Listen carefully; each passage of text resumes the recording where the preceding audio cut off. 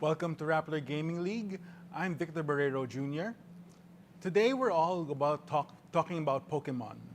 Now, Pokemon Go came out just last week and it's been very popular, but there's an entirely different world out there filled with trainers and champions looking to get the best out of their Pokemon as trainers. Today I'm joined by 5 members of the, I guess you could call them Philippine Pokemon trainers. They're trying their best to get to the World Championships, and they're going to talk to us a little bit about what the Pokemon World Championships are, what it takes to become a trainer, and what it takes to become a champion in the world of Pokemon. Starting from right to left, could you please introduce yourselves to our audience? Hi, I'm Francis Tai. I'm John. I'm RB. I'm Erickson. And I'm Mark. Hi guys, welcome to Raptor Gaming League. So, before we start, I just wanted to ask you guys if you've ever had this, I guess you could call it an inkling that you would become Pokemon trainers one day. Did you ever grow up looking towards the video games of Pokemon and thinking, hey, I want to be a Pokemon trainer for real. Let's do this. Let's go all in and like all out with regard to winning a championship. Well, I started playing when I was a kid, and I guess if to answer that, I just wanted to be the very best, like no one ever was. All right.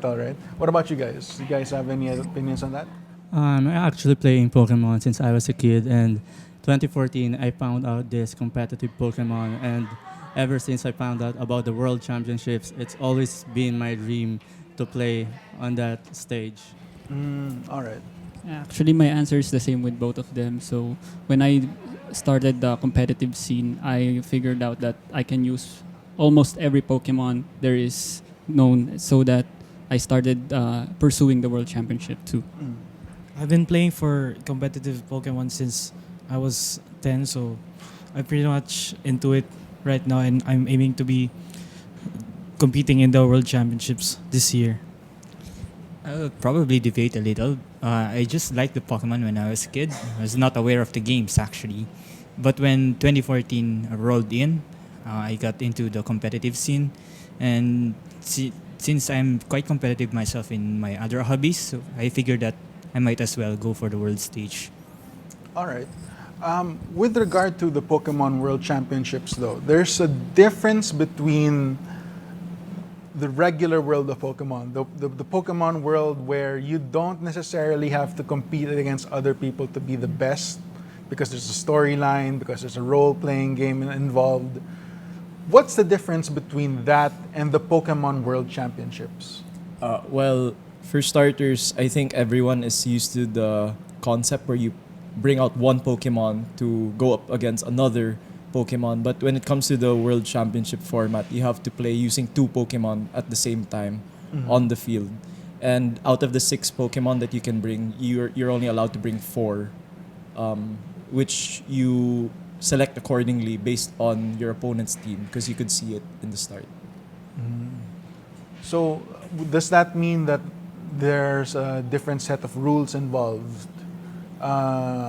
Could you explain the rules to us so that people might understand better what it takes to become a Pokemon World Champion? Basically, it's just like the TV show as well. The first one to knock out all the opponent's Pokemon wins the match. But in the World Championship format, there's also a time limit per game.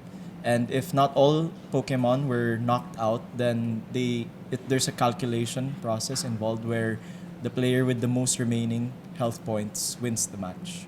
And when it's at a higher level, it's usually a best 2 out of 3 game. Do you guys have any other? Are there any other important rules to note when it comes to playing the Pokemon World Championships? It's like, do you guys? I mean, for instance, what do you guys fight for? Do you guys fight for a cash prize? Do you guys fight for just honor and a trophy? Actually, we fight for championship line. There are a series of tournaments like regional championships, national championships and then the world championship, you have to accumulate a number of points to qualify to the world championship. Actually, in the world championship, there's a lot of cash involved and travel awards and scholarships awards Scholarships? and trophies. Yeah. Oh, you mean for school, for... For the under 18 years old, those are still in school. They can choose whether is it whether the prize is scholarships or cash. All right. What about with regard to the age brackets? You mentioned that there were certain age brackets. Could you explain a little bit more about that?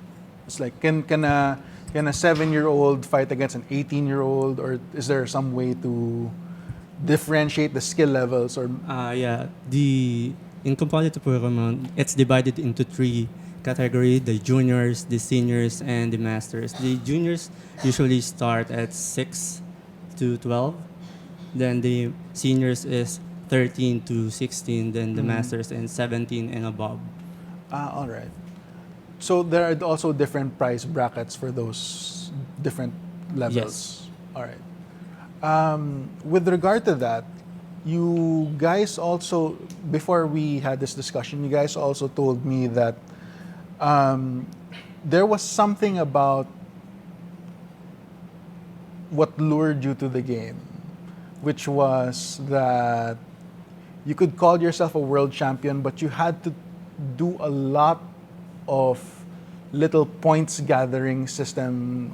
This whole points gathering system. Could you demystify that for our viewers? What does it mean when you have a point system like this? Well, the Pokemon World Championship basically involves a point system where, depending on the ranking that you finish in a tournament, you are rewarded with an amount of points. And there are local tournaments, regional tournaments, and national tournaments. And depending on which one you compete at, there's a varying number of points involved. So if you compete in the national level, you're awarded more points as opposed to competing in the regionals. And basically, if you accumulate a certain amount of points, 200 points for this year, you're invited to the World Championships in the United States to compete on the world stage. Does it change yearly, or have there been rule changes every year? Yeah, they change the rules every year, such as last year, you needed at least a minimum of 400 points to be invited. But for this year, they changed it to 200 points minimum so that they could invite more people to the tournament because they wanted more diversity. All right. With regard to that, have you had any challenges when it comes to getting to the world stage? It's like, are there any regional problems when it comes to playing Pokemon? Yeah, right now, I'm just the one organizing tournaments locally, but the tournaments that we have here at least in the metro, are not sanctioned. So there will be no points awarded to any participants here. So what we do is that we travel at least across the sea countries that that have the sanctioned tournaments like Singapore or Taiwan or Malaysia. By sea, you mean Southeast Asian? Yes. Okay. We visit them, and if there are any regional tournaments, or in our case, in the last case, we had to go there for the national tournaments so that we can get the championship points we needed. So, are there any other challenges you guys have faced with regard to taking care of becoming a Pokemon master, so to speak?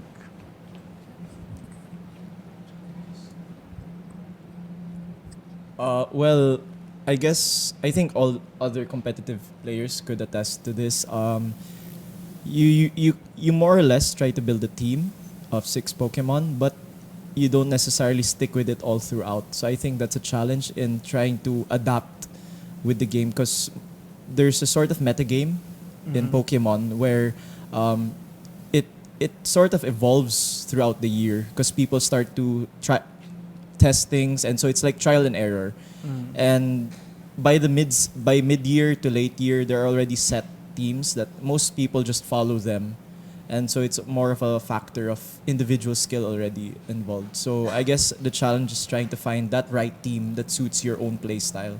And how do you find this right team? Do you draft Pokemon as if it were a card game, or is it more of like you actually go out and find Pokemon in the games that you play themselves? Well, the Pokemon World Championship always releases the list of Pokemon that you cannot use, and so basically you have a gist of things as to the ones you can use, and from that pool of available Pokemon, there are only a certain number of ones that you'd really factor in because they're usually stronger than the rest, and from there you can just sort of build a team around, like say one Pokemon, and so there's a theme when it comes to building a team. Could you give an example of this team? For instance, what was a popular sort of team or team composition to use in a previous World Championship? Well, last year people like to use teams with during mid-year there was a rise in using sand teams because it rose up from Japan, and in previous years from that people also used teams that involved using the rain. So I guess there's a sort of theme involved. Besides the weather, people also like to use strong combinations of Pokemon. Like this year, people like to use Groudon and Xerneas. So it's more or less finding the team that's a combination that's really strong and finding the right one that suits your playstyle. All right. One thing I do have to ask now, since it has been around a week since Pokemon Go came out, what's your take on Pokemon Go? Because, I mean, are you afraid that it's going to take over the whole idea of a competitive Pokemon gaming scene? Do you think it's going to do anything to hinder or alter the way that the Pokemon World Championships are played, for instance? I think Pokemon Go is a great idea to boost Nintendo sales, and it might boost up the prize pool for the World Championships and gather more players to try the console game instead of just Pokemon Go. So it's a great idea by Nintendo. Actually, it's a nice introduction for anyone. It introduces them to our community, to Pokemon community in general. Since as a community, we are actually friendly. We welcome any strangers, whether they are newbies to our game, whether they are casuals. We actually welcome them. We trade with them. We talk with them. What we do when we do in the competitions, what's running in our minds and such.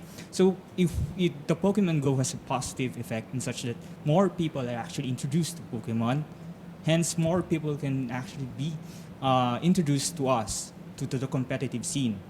So like the saying goes, the more the merrier. All right. With regard to that, I guess there's one last question I want to ask you guys. Do you guys have any advice or well wishes you'd want to shout out to the Pokemon community at large? I mean, if you wanted to become a Pokemon trainer, what would you tell people? Don't feel discouraged even if you play against someone really good.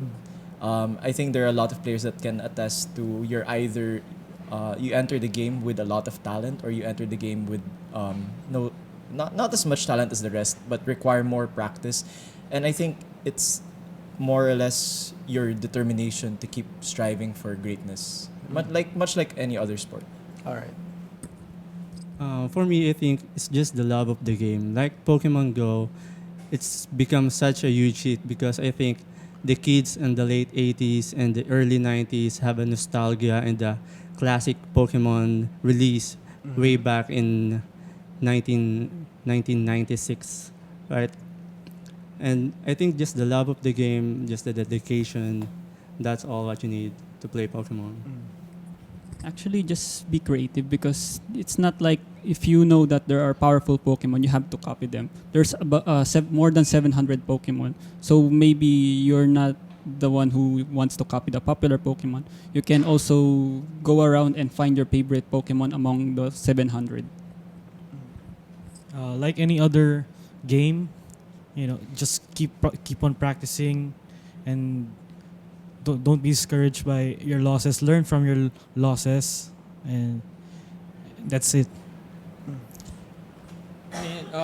Just love the game. That's the main premise of any competitive games. You just need to love it first, get well with it, and then grind your practice once you're into the competitive stage.